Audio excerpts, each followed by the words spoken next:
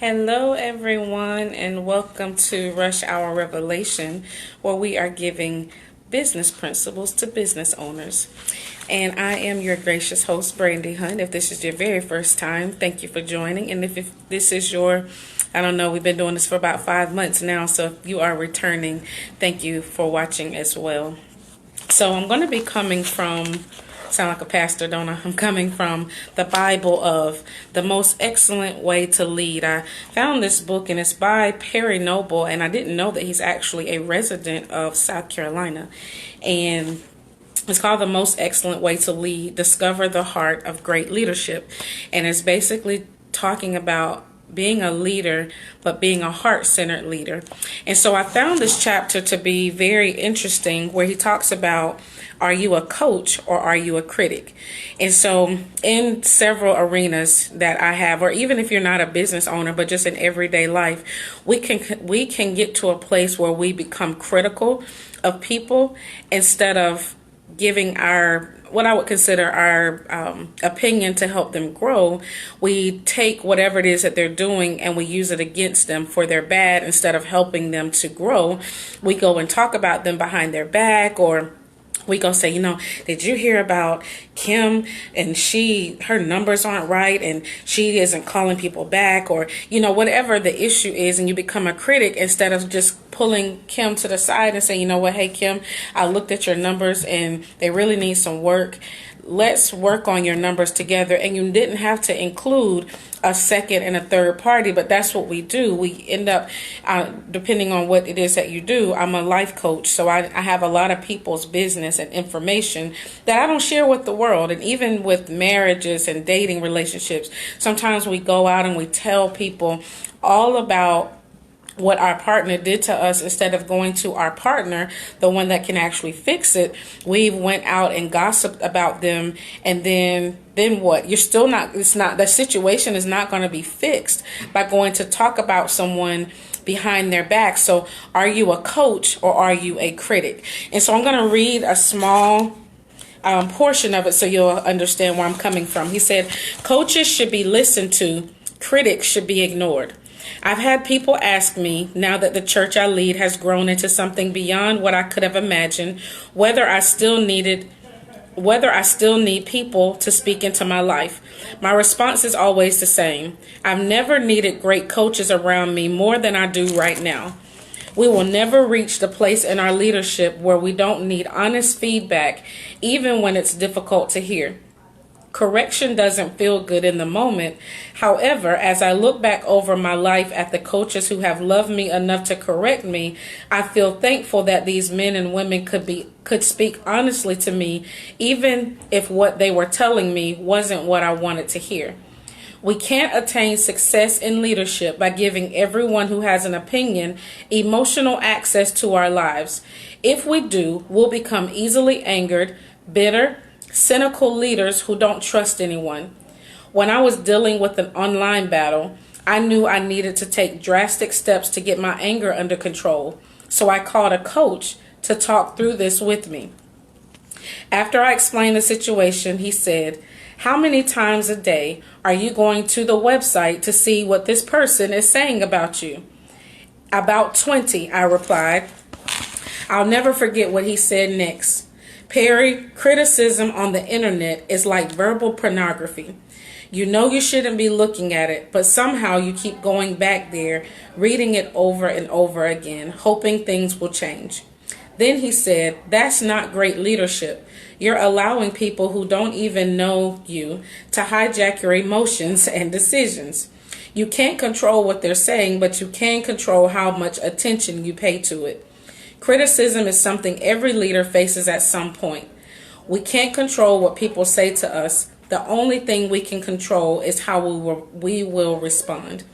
The best way to prevent anger from taking over is to set up coaches in our lives, listen to what they have to say, and ignore everyone else." So this is a challenge for leaders, because we want to be perceived as perfect.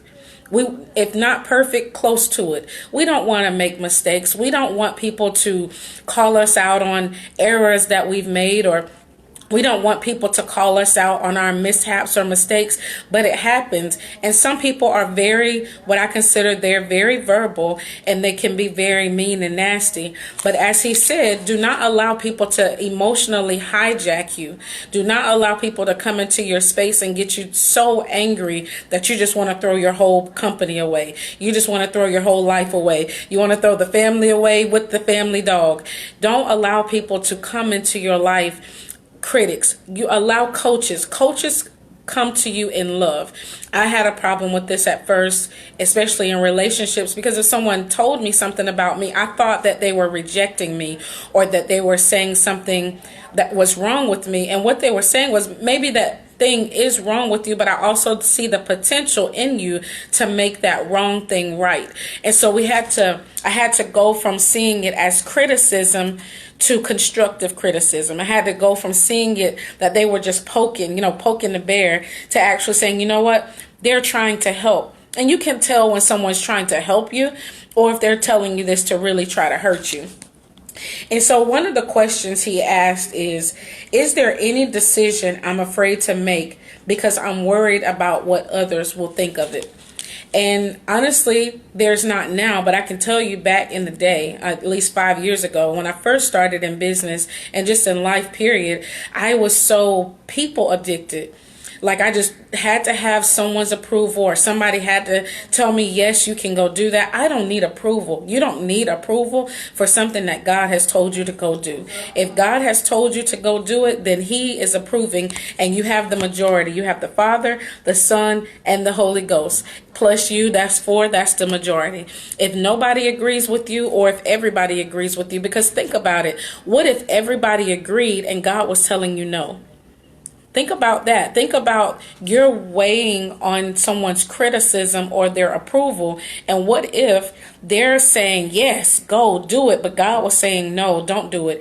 And you're weighing heavily on their approval or their denial. So think about where you have places of fear, of rejection, or fear that people will not approve of you, and deal with that space in your life and say, you know what, God, I'm going to solely depend on what I believe your voice is telling me, and God will help you work out the kinks. The next question was, what coaches in my life have a license to tell me what I need to hear? Now, this is where I believe Psalms tell us to not sit in the counsel of the ungodly. You have to know when you're telling someone about your life or a special situation or a particular situation that that person has your best interest at heart. Because if they don't, they're still going to lead you down a path that you never should have been on. So when you're sitting in the seat of the scornful or the ungodly, that person could go tell someone else who could potentially cause you to go on a downward spiral, or you tell them your business and then all of a sudden you hear it on the internet or down the street or in a business meeting, and you're like, how did they find that out? Well, you sat in the seat of someone that wasn't intended to be your coach, or wasn't intended to be able to bring you that godly counsel that we all need. We all need godly counsel. We all need wisdom. We all need leadership in our life. But you have to be conscious and cautious of the coaches that have a license to tell you what you need to hear. So I would admonish you to pray about it. Say, you know what, God, these are people that I have in my life that I trust, but do you trust them? Because God knows what they're going to do with the information once they get it. The next question was, what do we as a team allow critical people to hijack the majority of our time and thoughts?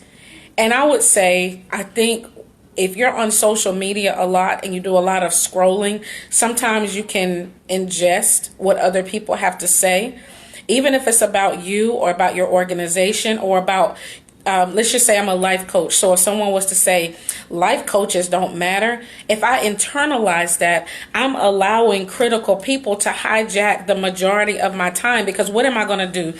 I'm going to be like, oh my God, why would you have called me to be a life coach? Why did you do? They don't like life coaches.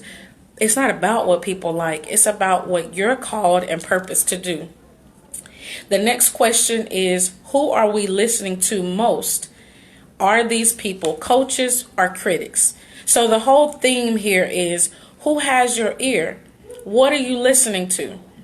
Are you listening to the report of the world? Are you listening to the report of the Lord? Are you listening to critics tell you, you know what, that market is oversaturated? You know what, you don't have any customers, just shut your business down. You know what, why would God have told you to do that? You're a single mother. You're barely making it. Because your faith is what should be speaking louder than any voice that you can hear in your life right now. Your faith has to be the loudest noise, because faith isn't necessarily noise, the loudest sound that you hear beyond the critics, because it just told us we can't shut the critics down. I've had plenty of them. And I thought that I was good at what I was doing. I thought I was great at what I was doing. But at the end of the day, a critic is a critic. And they're going to do what it is that they want to do. And some people are used by the enemy and don't even realize it. They don't even realize that they're being used by the enemy to tear you down.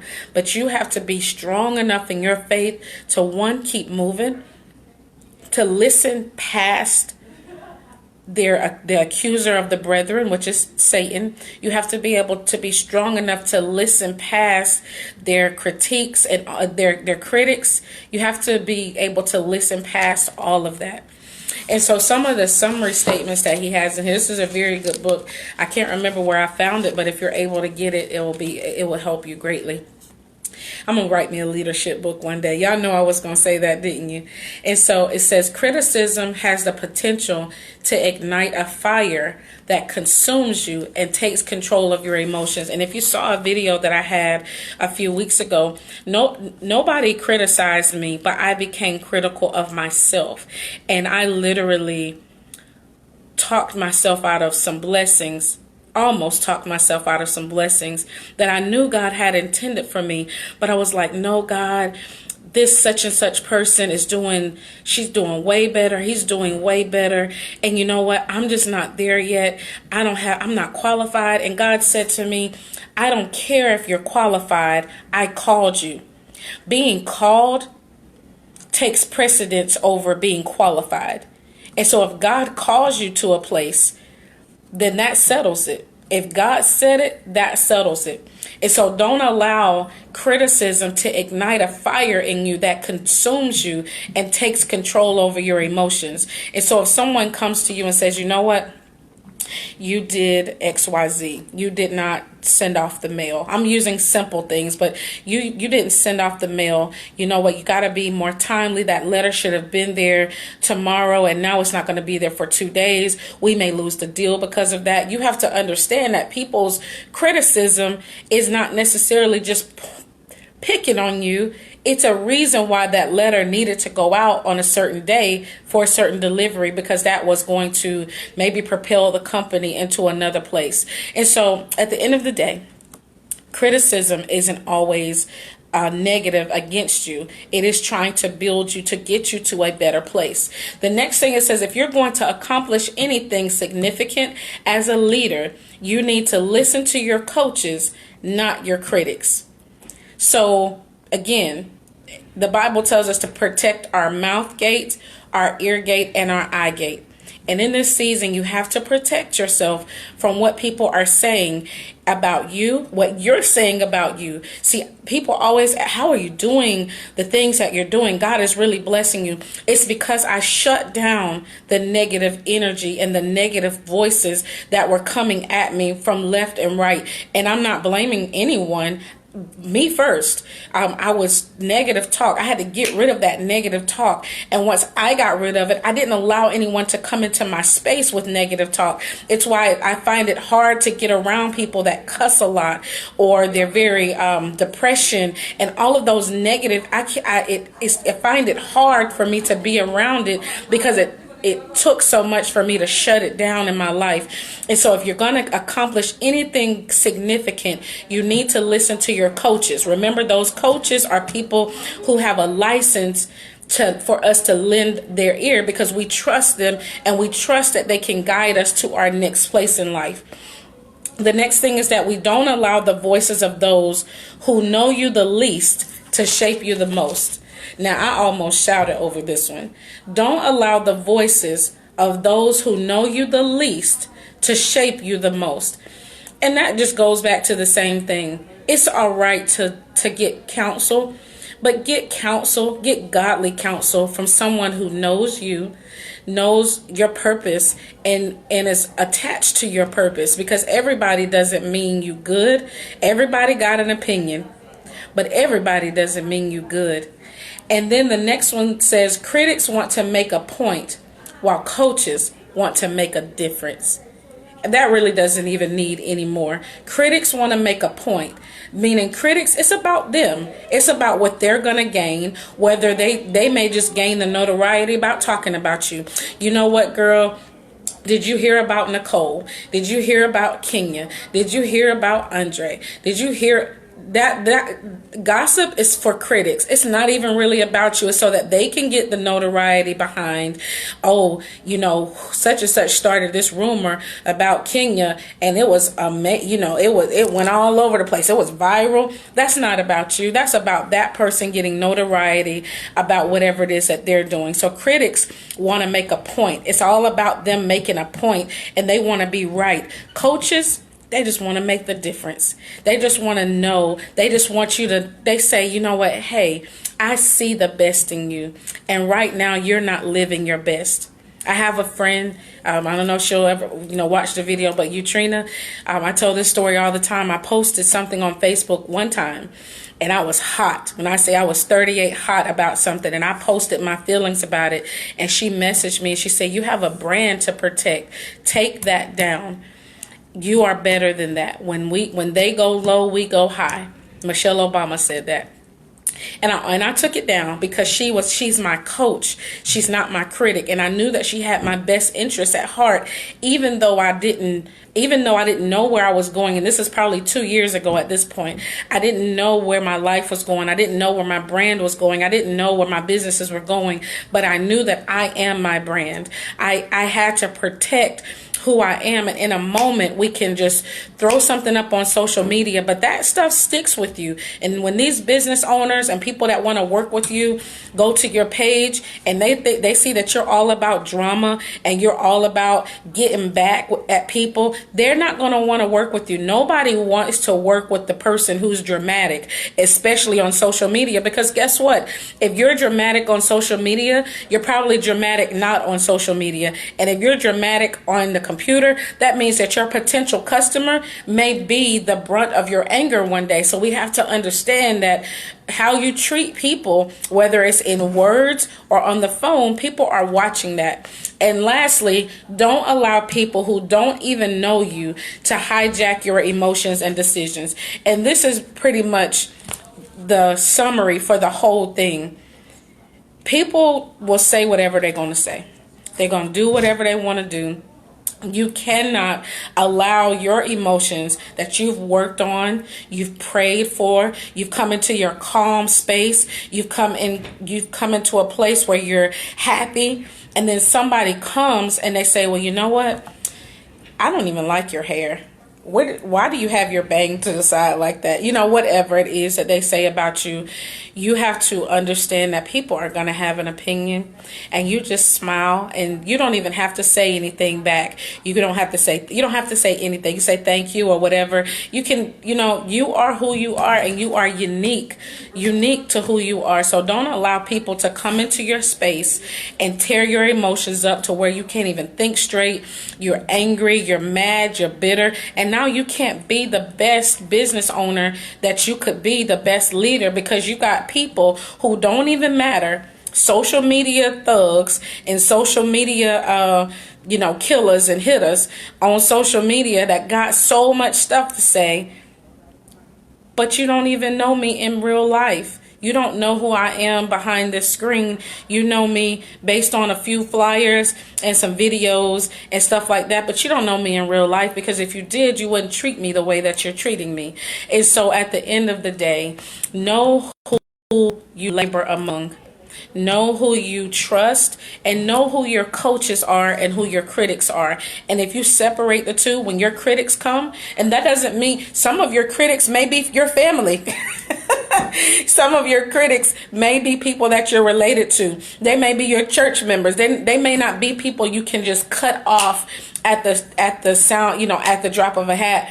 But they may be people that you turn your ear off to. Like if my ear had a up and a down and a volume and a power on and power off, I know who I drown out. Their mouth is moving, but I don't take in anything that they say. My aunt used to tell me, chew the meat and spit out the bones. Amen. Old school. Chew the meat and spit out the bones. And then that way you can get what it is that you need. That person may have said something very valid.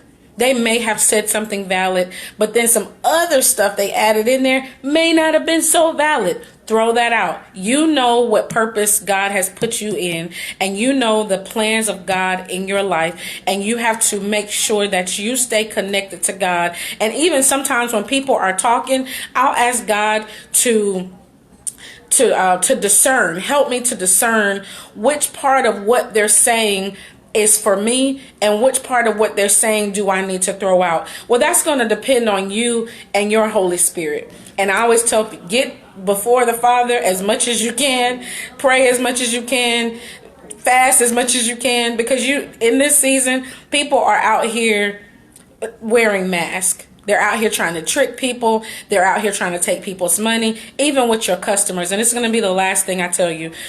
Everybody is not your customer. Just because they have money or they can pay you, they may not be good for your brand. People have asked me to write books with them, and I've had to tell them no, because you're not a replica of who I am. Because who I am and who I work with is a representation of me. And so be very discernful in this season when you're attaching yourself to people that they still represent your brand. Amen. Well, that is it. If you just joined, we were coming from The Most Excellent Way to Lead by Perry Noble. And I believe he is in South Carolina. I think he has several churches across the state of South Carolina. I can't wait to bring you some more tips from this book. We will be coming from this book probably for the rest of the month because I really like it. It's been on my shelf for a while and I just pulled it off. And look, be patient with the process. We're going to talk about that tomorrow.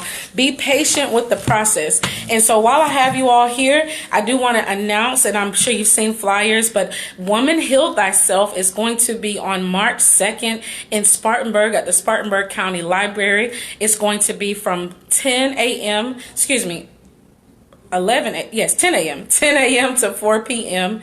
And it is on March 2nd. It is for women. Men, you can come in if you want, but it is for women. It's called Woman Heal Thyself. And we're going to be talking about emotional healing, spiritual healing, health and wellness, healing as a whole, mental health. We have someone who attempted suicide that survived. She's going to tell her story, and she's now a mental health coach. We have health and wellness experts. We have spiritual health coaches. We have all kind of people coming to talk about weight loss and their weight loss journey. It's going to be phenomenal. We even have a young lady that's going to come and wake us up in the morning with a little bit of Zumba. Just come comfortable. You know I'll still have on my heels, but I'm going to knock them off while we do Zumba, but we're going to have a good time.